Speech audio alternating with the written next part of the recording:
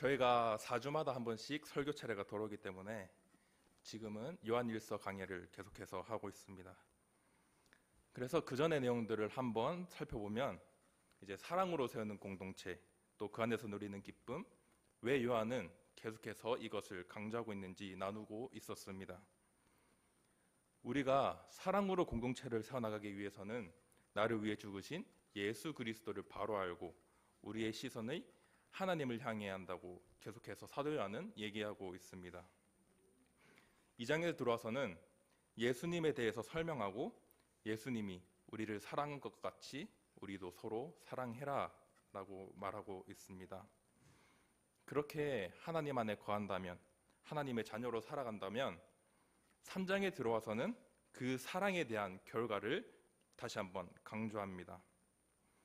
1절에 보시면 보라, 아버지께서 어떠한 사랑을 우리에게 주셨는가? 어떠한 사랑입니까?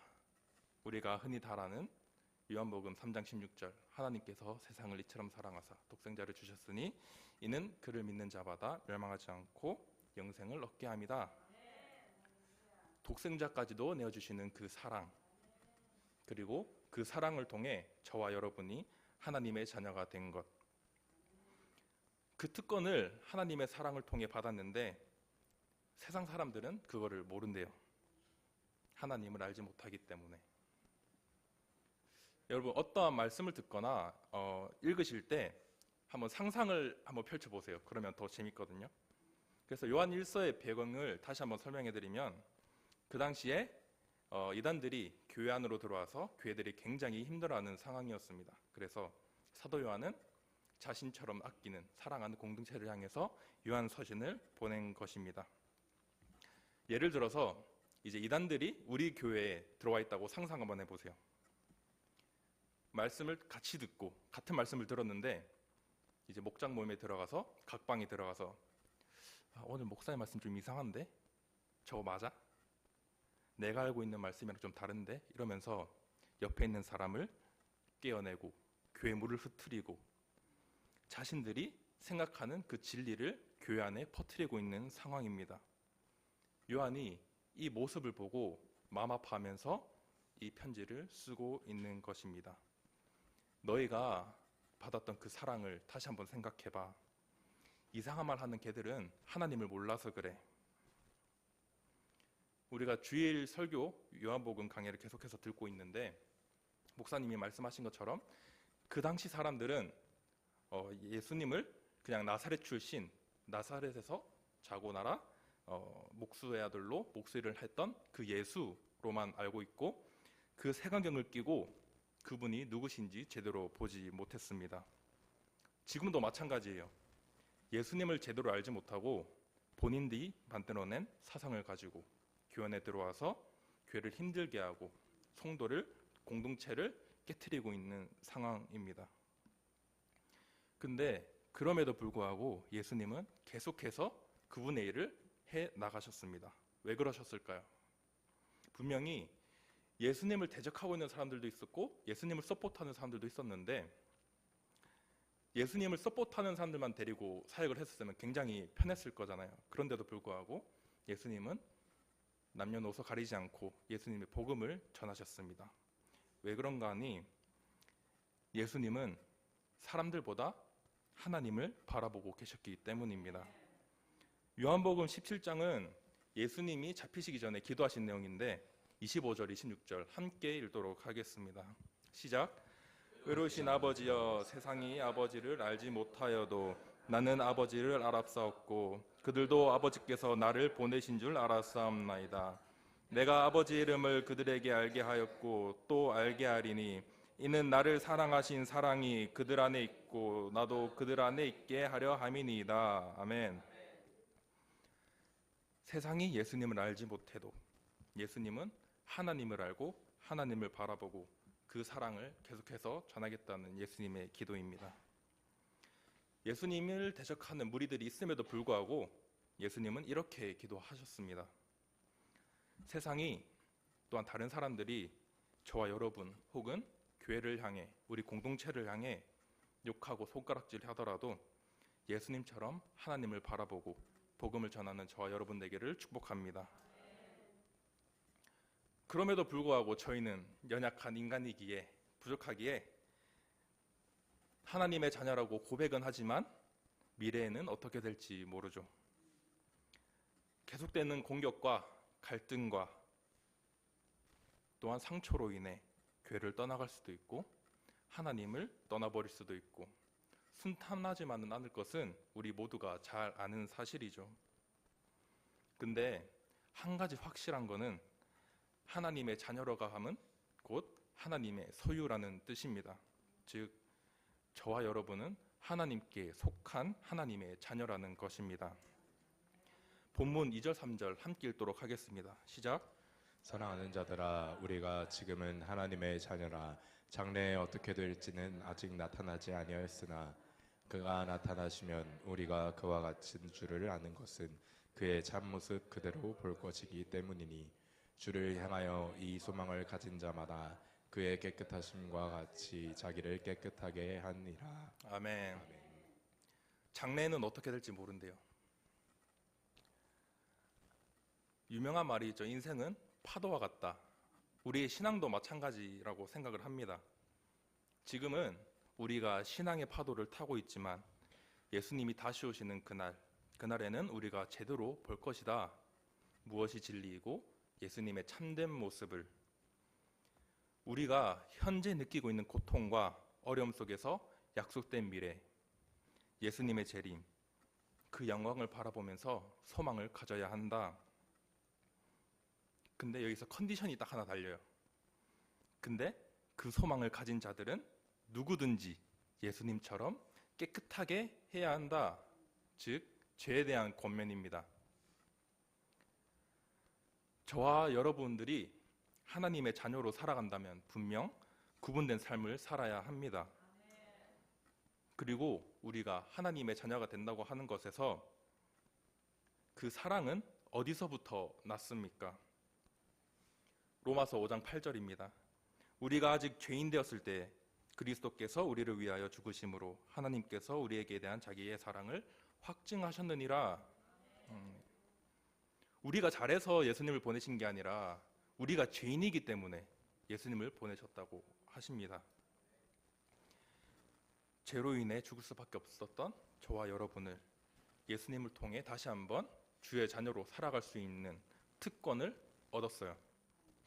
근데 우리는 인간이기에 우리는 죄성이 있기 때문에 자꾸만 하나님의 주권에서 벗어나려고 합니다. 사람은 본능적으로 방어 본능이 있기 때문에 죄를 죄로 인지하지 못할 때가 있습니다. 근데 분명한 것은 죄를 대할 때 죄를 죄로 봐야 하는 것이죠. 어떠한 잘못을 해놓고 내가 실수를 그랬다, 아니면 어쩔 수 없었다, 좋은 핑계죠. 근데 죄는 죄입니다. 여러분들이 살면서 했던 잘못된 행동들 중에 잊지 못할 사건들이 하나씩 있을 것입니다. 저도 하나 있는데, 좀 제가 제자훈련을 하면서 이제 학생들과 이것을 한번 나눴지만 조금 부끄러운 얘기예요. 근데 제가 어렸을 때 이제 교회를 다니면 꼭 교회 형이 있잖아요. 어렸을 때 장난감이 많은 교회 형 집에 한번 놀러 간 적이 있었습니다. 저도 멋있는 장난감 되게 좋아했는데 부모님이 막 사주시지는 않았어요. 근데 어렸을 때는 몰랐는데 이제 커서 그때 상황을 들어보니까 저희 아버지는 제 어린 시절에 진해에서 간판을 하셨습니다. 근데 여기에는 카타리나가 왔다면 한국에는 2003년도에 태풍 매미가 한번 왔었죠. 그때 마산 지역을 쓸고 지나갔는데 그 쓸고 지나간 자리에 나무가 뽑혀 있고 간판들이 나돌아다니고, 근데 저희 아버지가 하셨던 간판은 그대로 잘 붙어 있는 거예요. 그래가지고 그때부터 이 소문을 타기 시작하면서 진해바닥에서 유명한 간판집이 되었습니다. 그리고 어머니는 피아노 학원을 하셨는데 그 당시에 뭐 월에 한 200~300 정도 버시면서 학생들은 늘 많이 차 있었고, 옛날에 프라이드라고 하는 차가 있었는데 지금 미니라는 차가 있죠. 그것보다 조금 더 큰 차인데 거기에 13명을 태우고 다니셨습니다. 한 번에. 그래서 간판을 하시면서 돈 번가, 학원을 하시면서 돈 번. 그게 결코 적은 돈은 아닌데 왜 항상 부족하게 살았냐? 부모님이 이제 제가 커서 말씀을 해주셨는데 그 번 돈들 중에 최소한만 남겨두고 나머지는 다 교회에 헌신을 하셨다는 것입니다. 그래서 사랑하는 아들들에게 장난감을 많이 못 사줬다는 아주 유명한 얘기입니다. 이렇게 하는 게 맞는지 모르겠네요. 그래서 아무튼 그 형 집에 갔는데 딱 제 눈을 사로잡은 건담 멋있는 장난감이 딱 하나 있었어요. 사이즈도 보니까 제 허벅지에 있는 주머니에 쏙 들어갈 만한 사이즈였어요. 아직도 기억해요. 오렌지색 반바지였는데 유독 그날 그 바지를 입었고 유독 그날 허벅지에 있는 주머니가 컸습니다. 그래서 딱 보니까 이거 가능하겠는데? 한번 해볼까? 해서 저질러 버렸습니다. 결국 도둑질을 해냈는데 제가 그때가 병현이보다 조금 더 어렸었어요.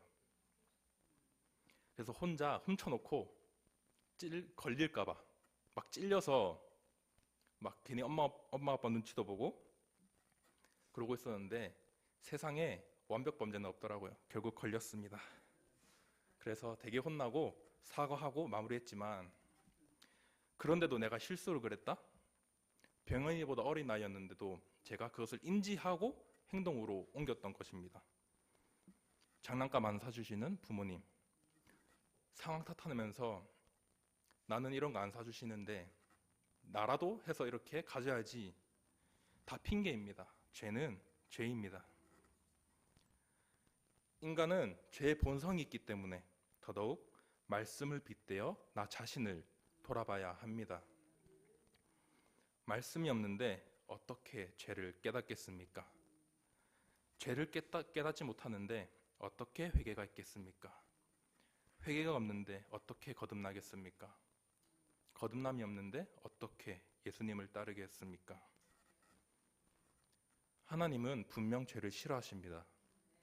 근데 중요한 것은 하나님은 죄를 지옥에 보내는 것이 아니라 죄인을 지옥으로 보내십니다. 그래서 사도 요한은 계속해서 강조하고 있는 것입니다. 이단에 현혹되지 말고 죄에 빠지지 말고 서로 사랑해라. 사랑으로 공동체를 세워나가라. 죄는 마귀가 주는 거다. 너네가 서로 사랑하지 않고 죄를 지으면 하나님께 속한 자가 아니다. 이미 한번 들으셨던 말씀이죠. 본문 8절 10절입니다. 함께 읽겠습니다. 시작. 죄를 짓는 자는 마귀에게 속하나니 마귀는 처음부터 범죄함이라. 하나님의 아들이 나타나신 것은 마귀의 일을 멸하려 하심이라. 이러므로 하나님의 자녀들과 마귀의 자녀들이 드러나나니 무릇 의를 행하지 아니하는 자나 또는 그 형제를 사랑하지 아니하는 자는 하나님께 속하지 아니하느니라. 아멘. 우리가 계속해서 반복해서 반복되는 표현들을 본다면 그만큼 저자가 그것을 강조하고 있는 뜻입니다. 우리가 하나님의 자녀라면 하나님의 사랑을 기억하며 죄를 이기는 저 여러분 되기를 축복합니다. 계속해서 본문 4절입니다. 죄를 짓는 자마다 불법을 행하나니 죄는 불법이라.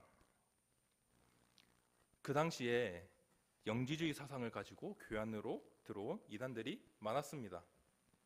하나님보다 본인이 기준이 되어 자신들이 생각하는 것을 전파하고 말씀보다는 자신들이 기준이 되어 교회를 어지럽혔습니다.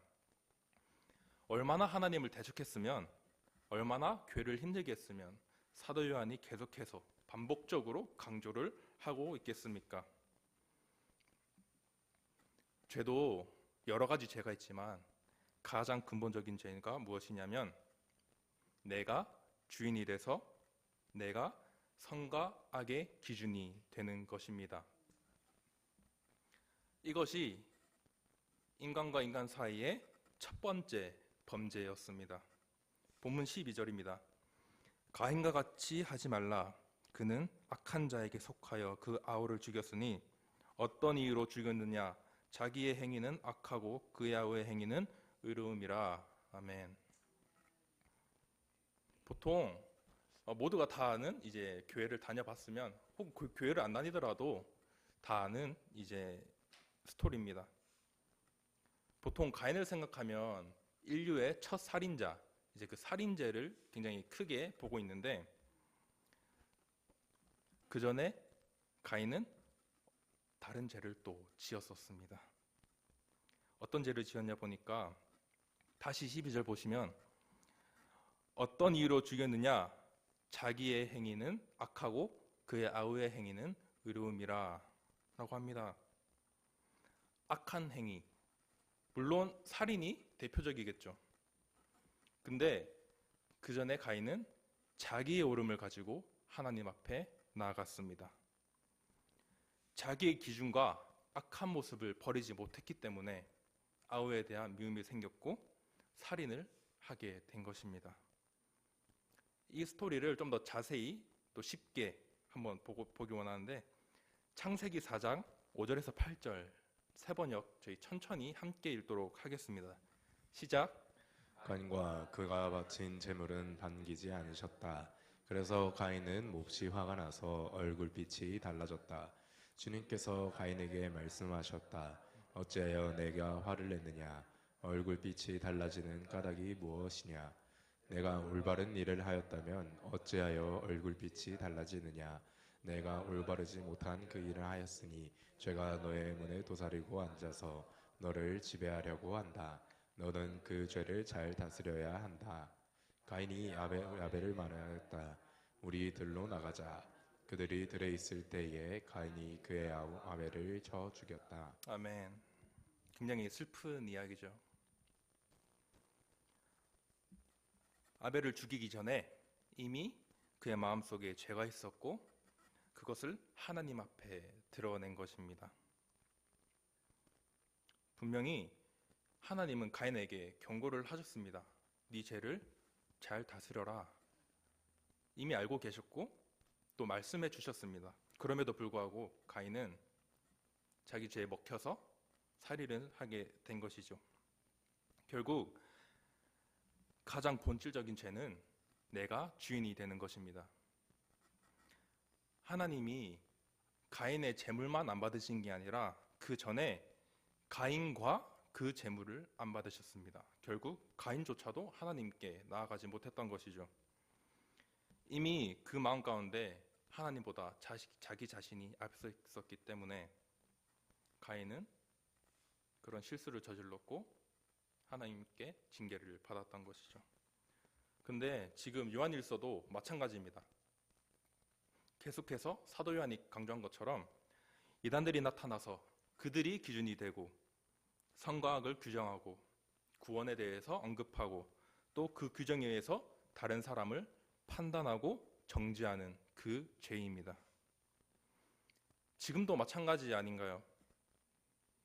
교회 안에서 누구를 판단하고 정죄하고 하나님의 사랑으로 다른 사람을 보는 것이 아니라 나의 시선으로 보고 계시진 않으신가요? 분명 4절에서 죄는 불법이라 했습니다. 지금도 불법 행위하면 잡혀가죠. 벌 받죠. 근데 예수님께서 이미 우리 대신해서 다 받으셨잖아요. 회개라는 기회를 주셨는데 죄를 죄로 보지 않고 실수할 수 있지, 상황이 이러니까 어쩔 수 없었다, 회피하고 계시진 않으신가요? 회개라고 하는 것은 그냥 단순히 하나님 죄지어서 죄송해요 용서해 주세요가 아닙니다. 회개라는 헬라어 단어를 보면 메타노이아라는 단어인데 메타노이아는 그냥 마음의 근본적인 변화, 생각의 전환이라는 뜻을 가지고 있습니다. 그냥 단순히 울면서 하나님 잘못했어요 용서해 주세요가 아니라는 뜻이죠. 메타노니아는 나의 삶의 방향이 완전히 하나님께 돌아간다는 뜻입니다. 즉 나의 시선을 하나님의 시선과 맞춰가는 것이죠. 하나님은 늘 같은 자리에 계십니다. 우리가 떠나는 거지. 그렇기 때문에 회개는 그냥 단순히 용서를 구하는 것이 아니라 나의 삶의 방향을 세상에서 하나님 쪽으로 돌리는 것입니다. 회개는 끝이 아니라 하나님이 주시는 새로운 시작입니다. 용서를 받았으면 거기서 끝나는 것이 아니라 나의 방향을 하나님께 맞춘 후에 다른 방향으로 새지 않게끔 내가 노력을 해야 되는 것이죠. 그것이 새로운 시작입니다. 회개하면 분명 죄는 떠나갑니다. 하나님께서 용서해 주십니다.